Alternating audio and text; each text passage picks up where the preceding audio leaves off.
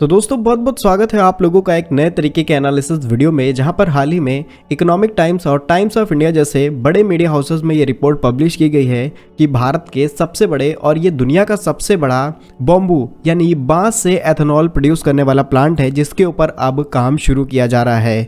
2018 के बाद इस इंडस्ट्री में काफ़ी ज़्यादा तेज़ी देखी गई है और ये इंडिया के लिए एक बहुत बड़ी अपॉर्चुनिटी है जो नए कई स्टार्टअप्स को जन्म भी दे सकती है, क्योंकि करेंटली इंडिया के पास 130 लाख हेक्टेयर लैंड अवेलेबल है जहां पर बम्बू प्रोडक्शन किया जा सकता है।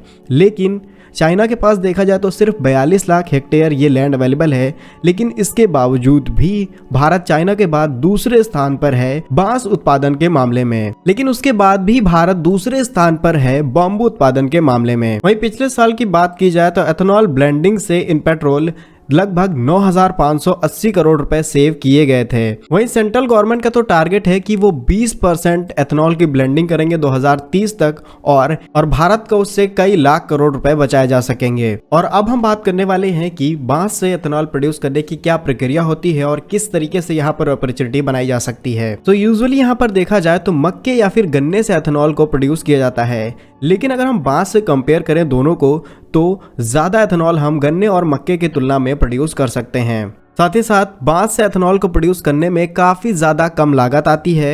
वहीं एथेनॉल को प्रोड्यूस करने के लिए रिक्वायरमेंट पड़ती है सेलुलोज की, जो कि बांस के अंदर 45 से 50% तक प्रेजेंट होता है। और अगर हम तुलना करें मक्के से तो 8% ज्यादा एथेनॉल को प्रोड्यूस किया जा सकता है। वहीं बांस की बात की जाए तो ये ज्यादा उपजाऊ भूमि की रिक्वायरमेंट नहीं रखता है बांस प्रोडक्शन के लिए। वहीं हम बांस से लगभग 2400 गैलन एथेनॉल को प्रोड्यूस कर सकते हैं, जहां पर इंडिया का ज्यादातर जो नॉर्थ ईस्ट हिस्सा है वहां पर बांस प्रोड्यूस किए जाते हैं और ये लगभग 60% है। वहीं कई और अपॉर्चुनिटी या स्टार्टअप्स की बात की जाए तो एथेनॉल प्रोड्यूस करने के बाद जो भी वेस्ट मटेरियल है उसका भी ईंधन यानी बायोफ्यूल प्रोड्यूस किया जा सकता है। वहीं जैसा कि हमने वीडियो की शुरुआत में बताया कि इंडिया के पास 130 लाख हेक्टेयर लैंड अवेलेबल है, वहीं चाइना के पास सिर्फ 42 लाख हेक्टेयर अवेलेबल है। लेकिन आप कंपैरिजन देखें तो China annually 45 ton per hectare बांस का प्रोडक्शन करता है और इंडिया सिर्फ पर हेक्टेयर 2 से 3 टन बांस का प्रोडक्शन ही कर पाता है। वहीं ओवरऑल देखा जाए तो दुनिया में 1400 से भी ज्यादा बांस की प्रजातियां पाई जाती हैं,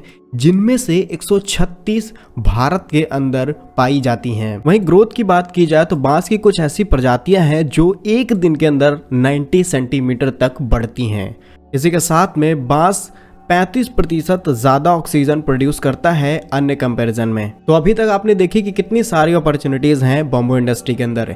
इसी के साथ में अगर हम बात की जाए इसके यूज के बारे में तो एथेनॉल का इस्तेमाल व्हीकल्स को चलाने के लिए किया जाता है, फैक्ट्रीज में यूज होता है और सबसे बड़ी अपॉर्चुनिटी पेट्रोल ब्लेंडिंग में यूज किया जाता है। और अगर हम छोटे लेवल पर बात की जाए तो इसका यूज मैन्युफैक्चरिंग, ड्रग यानी दवाइयाँ, प्लास्टिक, कॉस्मेटिक प्रोडक्ट, प्लास्टिसाइजर जैसी इंडस्ट्रीज में यूज किया जाता है। वहीं भारत के अंदर बात की जाए तो हमारे अंदर टैलेंट बहुत ज़्यादा है।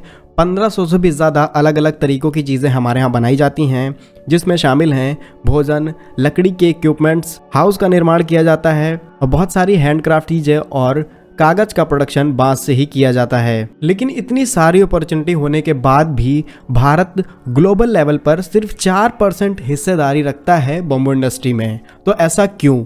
तो सबसे पहली चीज़ कि भारत 154 देशों में बम्बू यानी बांस भारत से एक्सपोर्ट करता है। और अगर हम डेटा देखें 2020 और 21 का तो भारत ने लगभग 140.47 मिलियन US$ के बांस को निर्यात किया है। और इससे ये पता चलता है कि ज़्यादातर हिस्सा एक्सपोर्ट किया जा रहा है और उसके बावजूद भी इतनी बड़ी अपॉर्चुनिटी हमारे पास है। तो उसके लिए इंडियन गवर्नमेंट ने भी ध्यान दिया है, जहां पर 2006 अक्टूबर में गवर्नमेंट ऑफ इंडिया ने नेशनल बम्बू मिशन को लॉन्च किया था, जहां पर बम्बू को किस तरीके से प्रोटेक्ट किया जाए, किस तरीके से प्रोडक्शन किया जाए और उसका लोकल लेवल पर किस तरीके से यूज़ किया जा सके, इन सब के ऊपर बात की जाती है। ज़्यादा डिटेल्स के लिए आप नेशनल बम्बू मिशन को इंटरनेट पर सर्च करके और डिटेल्स ले सकते हैं। और अगर हम ब्रीफ में जानने की कोशिश करें कि बम्बू से एथेनॉल को कैसे प्रोड्यूस किया जाता है तो यहाँ पर सबसे पहले बम्बू को सल्फ्यूरिक एसिड के साथ हाइड्रोलाइसिस के प्रोसेस में डाला जाता है, जहां पर उसके कलर और एसिड, इसी के साथ में उसके अंदर जो शुगर प्रेजेंस है उसको अलग किया जाता है।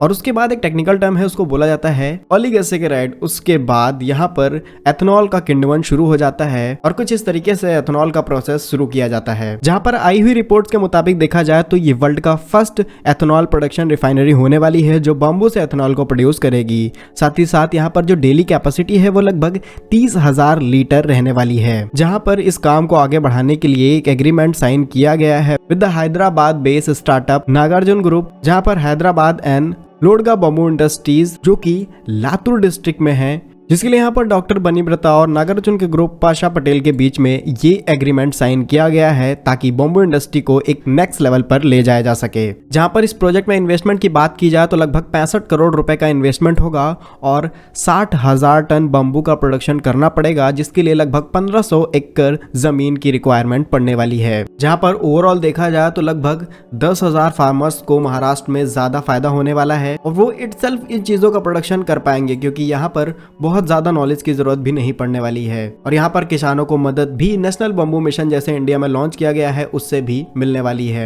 सो ओवरऑल इस रिपोर्ट से देखा जाए तो ये भारत के लिए एक बहुत बड़ी अपॉर्चुनिटी है जहाँ पर इंडिया के पास अवेलेबल लैंड है और इससे हमने पिछले साल लगभग 9,580 करोड़ रुपए भी सेव किए हैं एथेनॉल ब्लेंडिंग से इन पेट्रोल।